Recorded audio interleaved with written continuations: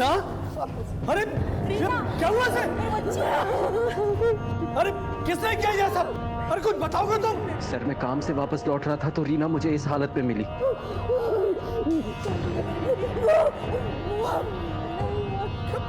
मैंने भी पूछा लेकिन कुछ बता नहीं पा रही है।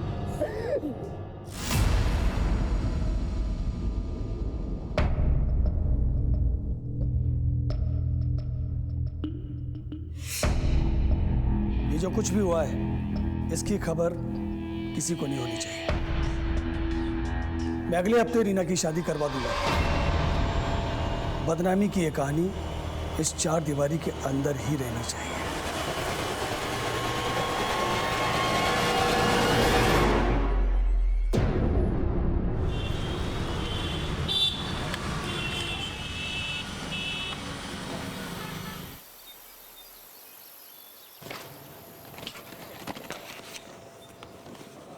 अंकिता, लंच तैयार हुआ? हाँ, लाई।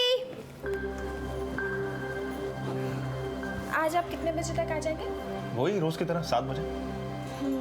मैं भगवान से प्रार्थना करूंगी कि आज आपका काम हो जाए, प्रॉपर्टी की कोई बड़ी डील फाइनल हो जाए।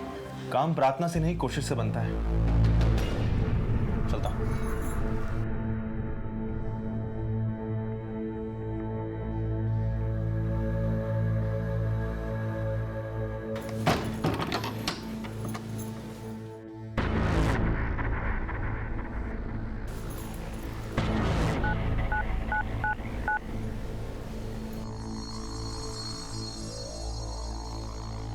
वो चले गए हैं, आ जाओ।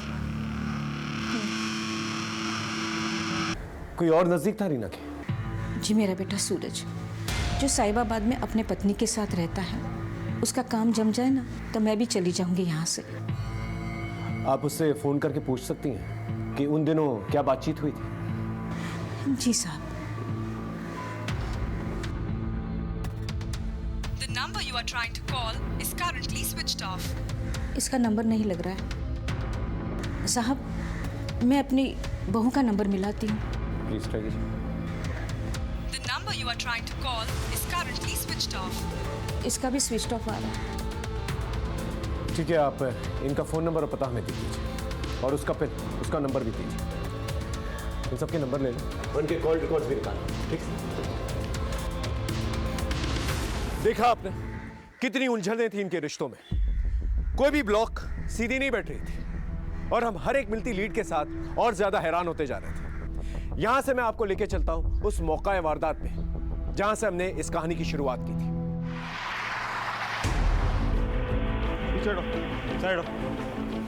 फोन किसने किया था? सर मैंने फोन किया था आपको। हाँ बोलिए। साहब मैं अपनी सहेली अंकिता से मिलने आई थी। आई तो देखी दरवाजा खुला पड़ा था, अंदर जाके देखी सारा सामान बिखरा पड़ा था और घर में भी कोई नहीं है सर। लेकिन सर एक बात मुझे बहुत खटकी। चलिए मैं आपको दिखाती हूँ।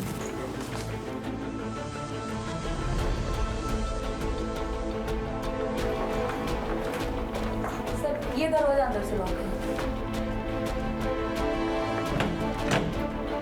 शुक्ला, तोड़।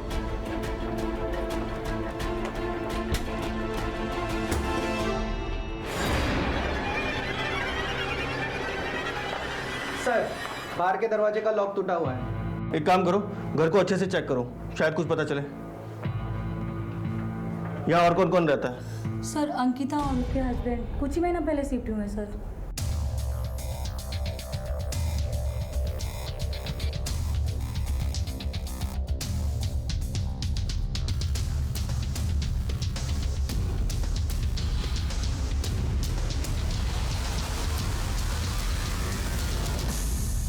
इसकी बीवी का है, उसका नंबर है कोई आपके पास? हाँ सर मैंने फ़ोन किया था, वो अपने मायके में है, बस वो निकल चुकी है सर। ठीक है, आप बाहर वेट कीजिए। सर। हाँ शुक्ला। सर घर का कैश और ज्वेलरी दोनों सेफ है। घर में ज्वेलरी और कैश सेफ है, लेकिन सामान सारा बिखरा पड़ा है, जैसे कि कुछ तलाश किया गया हो। पर क्या? शुक्ला एक काम करते हैं, मोहल्ले के लोगों से आसपास पूछताछ करते हैं, शायद कुछ क्लू मिल जाए।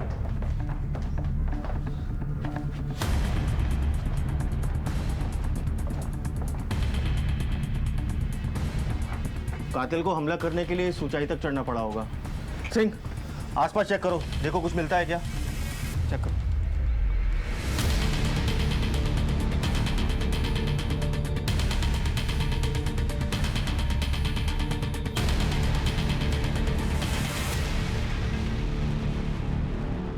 सर।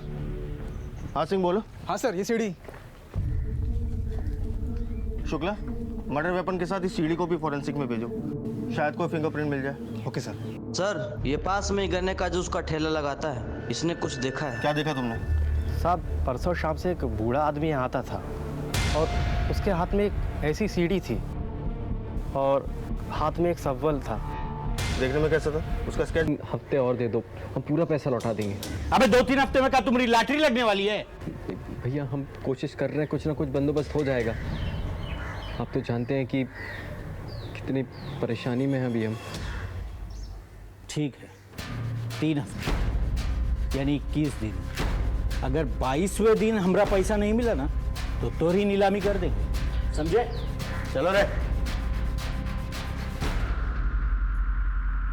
हाँ साहब, मेरी दुकान का ही सामान है।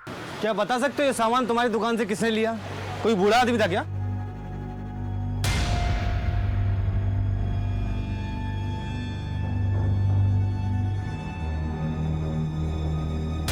हाँ साहब, बूढ़ा आदमी था। आप उस बूढ़े आदमी का स्केच बनवा सकते हो? इतना साफ तो याद नहीं है साहब मुझे। ठीक है, थैंक यू। कांस्टेबल, एक काम करो, इस एरिया के सारे सीसीटीवी फुटेज चेक करो, कहीं ना कहीं कैप्चर तो हुआ होगा। सर, मैं 1 हफ्ते के लिए अपने मायके गई थी क्योंकि मेरे पति भी गांव जाने वाले थे। अंकिता, क्या लगता है आपको, आपके पति की हत्या किसने की होगी? सूरज की किसी से कोई दुश्मनी थी? पता नहीं सर, मेरे पति तो बहुत सीधे साधे इंसान थे, प्रॉपर्टी डीलिंग का काम करते थे। लेकिन सर, उनका कुछ दिनों से एक समीर नाम के प्रॉपर्टी डीलर से झगड़ा चल रहा था।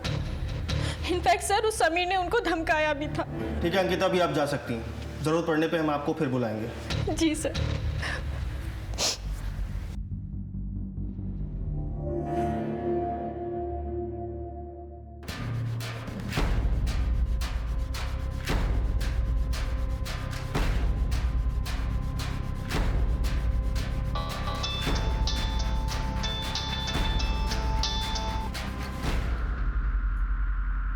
देखिए, आपका काम हो जाएगा, लेकिन इसके लिए आपको मुझे पूरे 15% देना होगा।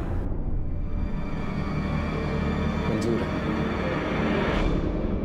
सर, सूरज की पोस्टमार्टम रिपोर्ट आ गई है। रिपोर्ट से मालूम चला है कि सूरज की मौत कल दिन में हुई है। सर, मर्डर वेपन पर हमें जो उंगलियों के निशान मिले थे, वही उंगलियों के निशान हमें सीढ़ी पर मिले।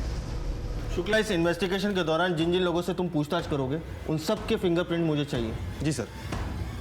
सूरज की दुश्मनी किसी समीर नाम के प्रॉपर्टी डीलर से थी। उठा के लाओ समीर को। बताएगा? हाँ साहब, सूरज के साथ मेरा झगड़ा था। वो मेरे एरिया में अपना बिजनेस सेटअप कर रहा था, इसलिए धमकाया था मैंने उसे, लेकिन उसकी मौत में मेरा कोई हाथ नहीं है। तो 5 सितंबर को कहा था तू? जीटी रोड पर शिवा रिसोर्ट है, अपने दोस्तों के साथ पिकनिक मना रहा था। पता कर लीजिए आप। वो तो हम पता लगा ही लेंगे, लेकिन जब तक इस केस में हमें कुछ और पता नहीं चल जाता, तू यहीं रहेगा।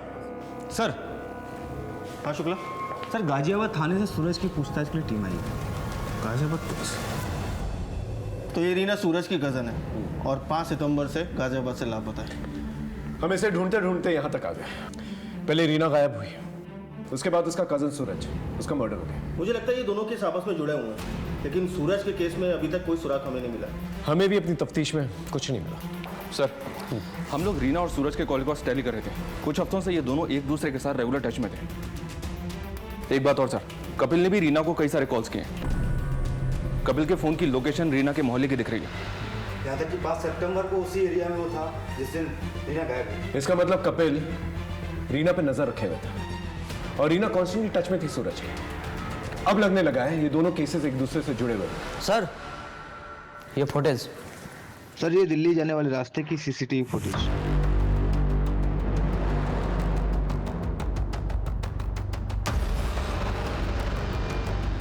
ये बूढ़ा आदमी सीसीटीवी फुटेज में क्लियर दिख रहा है और दिल्ली जाने वाले रास्ते से दिख रहा है,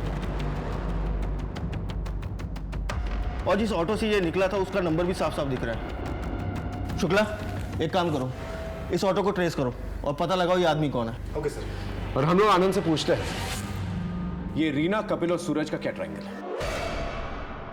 दोनों खानदानों में खूनी जंग चल रही थी, दोनों एक दूसरे से नफरत करते थे, ये बात समझ में तो आ रही थी, लेकिन रीना और सूरज की दोस्ती, ये बात हलक से नहीं उतर रही थी। इन दोनों के बीच में क्या चल रहा था? सवाल जितने चौंकाने वाले थे, जवाब उतने ही हैरत अंगेज। हम दो दिशाओं से भटकते भटकते एक सड़क पे आ गए थे।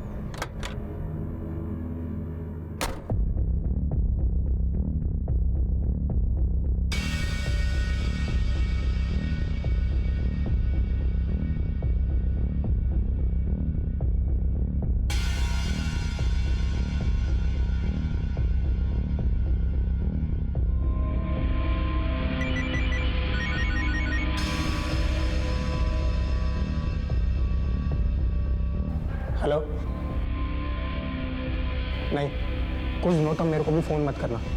मैं खुद आकर मिलूंगा और तुम्हारा सारा हिसाब चुकता कर दूंगा।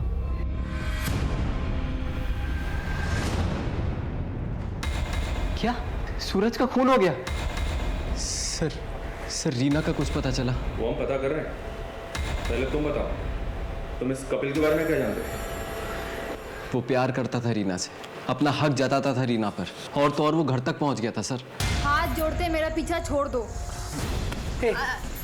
कौन सी भाषा में समझाया हम तुमको? दोबारा रीना के पास भी दिखे ना तो सोच लेना। निकलो यहाँ से। बहुत बड़ी भूल कर दी रीना तुमने। चल निकल निकल, दोबारा नजर मत आना। तो ये बात पहले क्यों नहीं बताई? सर मुझे लगा वो क्या कर सकता है, बस इसीलिए। ये कपिल कहाँ रहता है? बहरामपुर।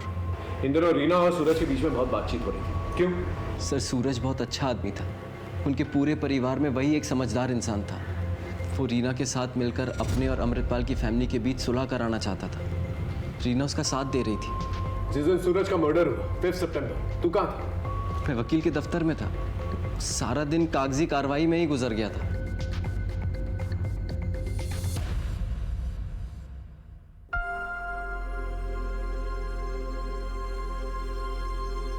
जो हुआ सो हुआ माँ, भूल जाइए। एक नए सिरे से शुरुआत कीजिए माँ। और ले देखिए, एक चाचा जी तो है हमारे, इस नफरत की लड़ाई को हम यही खत्म कर देते हैं।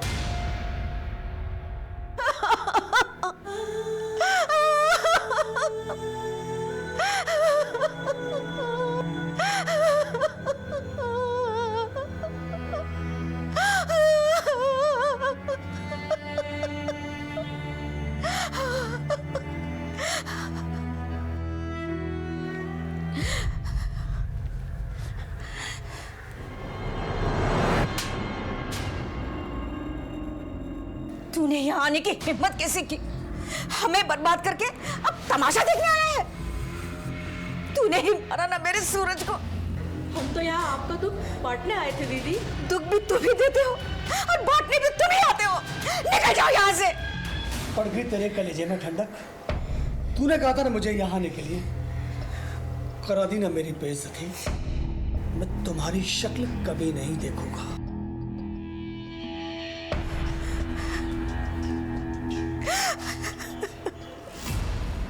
रीना ने तुझे छोड़ दिया, लेकिन तूने रीना को नहीं छोड़ा, क्यों?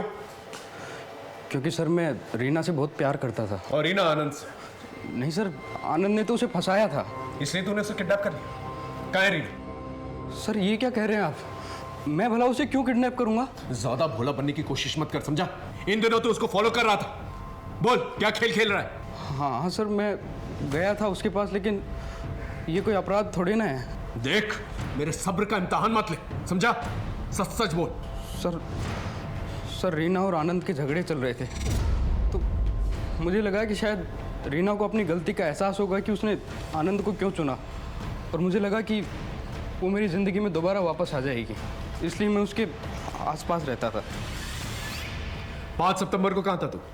सर मैं अपने गांव हिसार गया हुआ था, तो वहाँ से आया तो मुझे पता चला कि रीना गायब है। तेरी हर एक बात को चेक करेंगे, जरा सा भी झूठ निकला ना तो देख लेना। शहर छोड़ के मत जाना कहीं, अब जा। हम हर एक लीड को फॉलो कर रहे थे, सबसे पूछताछ कर रहे थे, दोनों केसेस को जोड़कर देख रहे थे, यहां की संभावना वहां, वहां के लिंक को यहां, लेकिन कुछ भी हाथ में नहीं आ रहा था। फिर एक ऐसा मोड़ आया जिसने हमारी परेशानी और भी ज्यादा बढ़ा दी।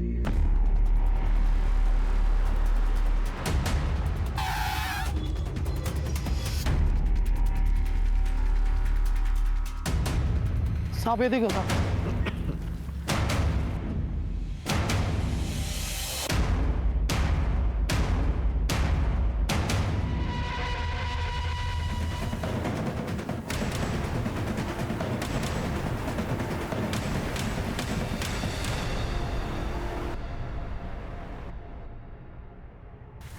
सर, रीना को मारने का किसी के पास क्या कारण हो सकता है? कारण तो है मनीष। अमृतपाल के पास रीना ने भागकर शादी की, कपिल के पास रीना उसके हाथ आते आते निकल गई, और आनंद के पास इनके बीच में झगड़े जो हो रहे थे।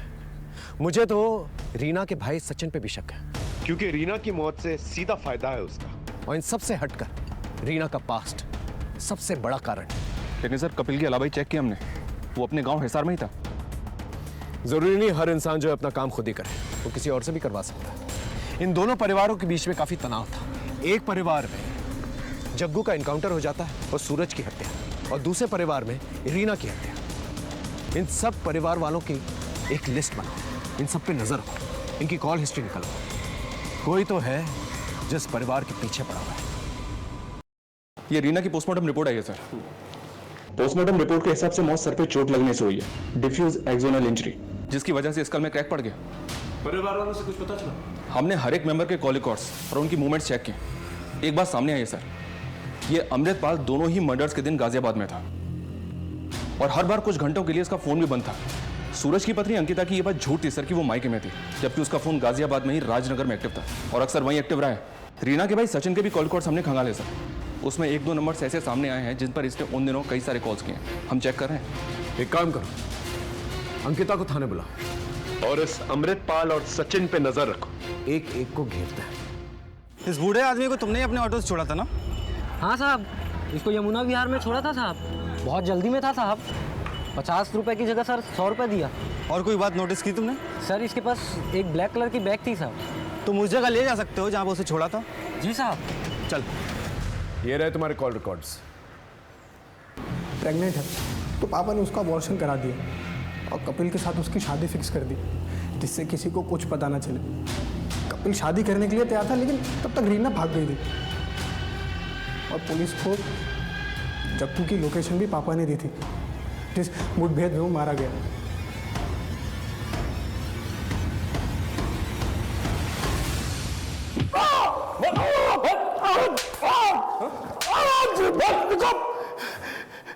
क्यों मार रहे हो तुम मुझे इतना?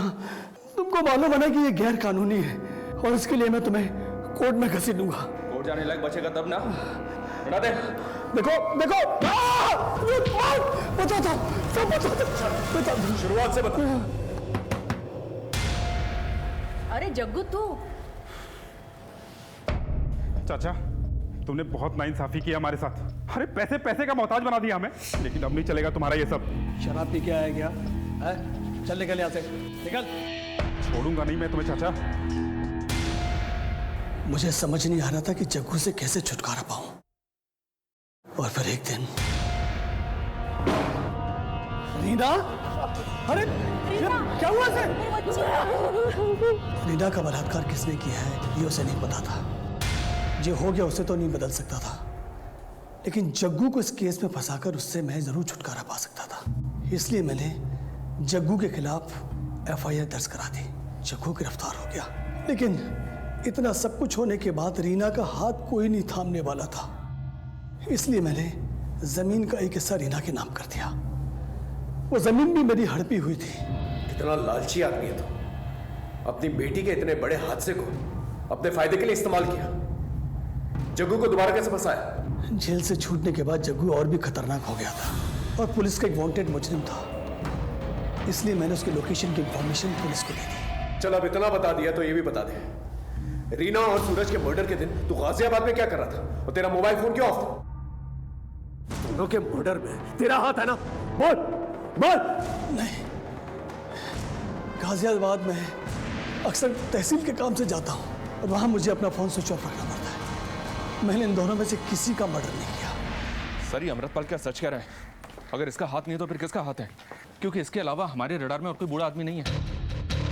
हमने रीना और आनंद की पूरी जिंदगी खंगाल ली, सारे एलिबाइज भी चेक कर लिए, कुछ नहीं मिला। कुछ तो मिसिंग है मनीष।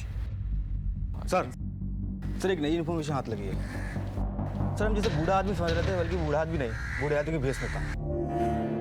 उस रिक्शे वाले ने जिस जगह उसको उतारा था, उस जगह से हमें कुछ चीजें मिली हैं, जैसे जले हुए बाल और बैग।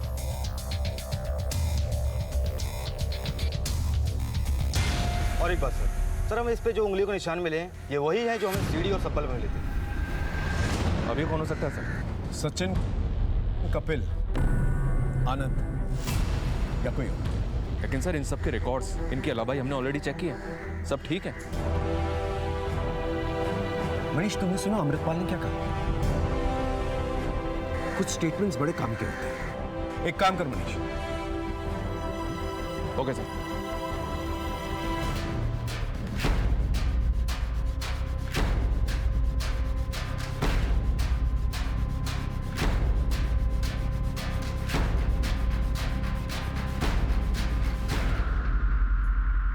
जी हाँ, उस दिन पूरे दिन आनंद ऑफिस में था मेरे साथ, लेकिन इतनी सी बात के लिए मुझे यहाँ लाने की क्या जरूरत थी? जरूरत थी क्योंकि हमने तेरी थोड़ी सी हिस्ट्री निकाली। तूने उस रिकवरी एजेंसी के खिलाफ कोई केस ही दर्ज नहीं किया। 5 सितंबर को तो ऑफिस में भी नहीं था। ऊपर से तेरे खुद के खिलाफ जालसाजी के कई कंप्लेंट्स हैं। अब अपनी वकालत खुद करेगा या एक अच्छे वकील को बुलाओ? दरअसल मैं प्रॉपर्टी के कुछ फेक डॉक्यूमेंट्स बना रहा था। किसके प्रॉपर्टीज के?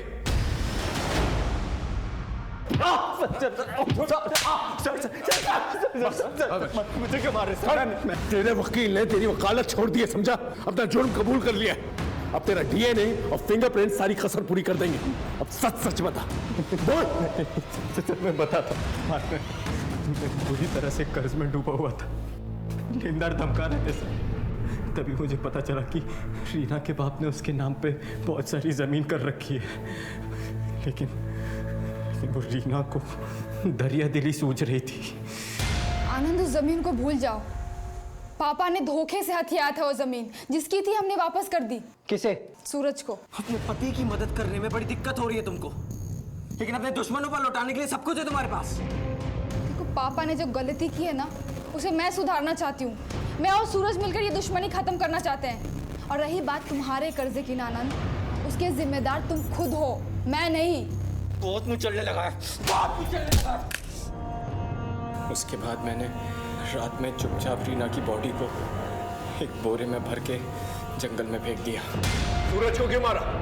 सर, मैं सूरज के पास गया था वो प्रॉपर्टी के पेपर वापस मांगने के लिए। अरे आनंद, तुम यहाँ? सब ठीक है ना? रीना ने अपना इरादा बदल दिया है। वो ये प्रॉपर्टी अपने बच्चे के भविष्य के लिए रखना चाहती है। मैं जरा एक बार रीना से बात कर लेता हूँ। The number you are trying to call is currently switched off. Phone switch off आ रहा है उसका। आनंद, मेरी एक बार उससे बात हो जाए, फिर मैं खुद आके तुम्हें पेपर्स दे दूंगा। मुझे पता था कि सूरज मुझे वो पेपर्स देने वाला नहीं है, इसलिए मैंने सोचा कि उसे रास्ते से ही हटा देता हूँ। फिर ये बूढ़ा आदमी बनने का नाटक क्यों किया? सर, वो जमीन कटवाल में है। अगर उसके कागजात तहसील में जाते तो अमृतपाल को सब पता लग जाता, और वो ये जमीन मेरे नाम कभी नहीं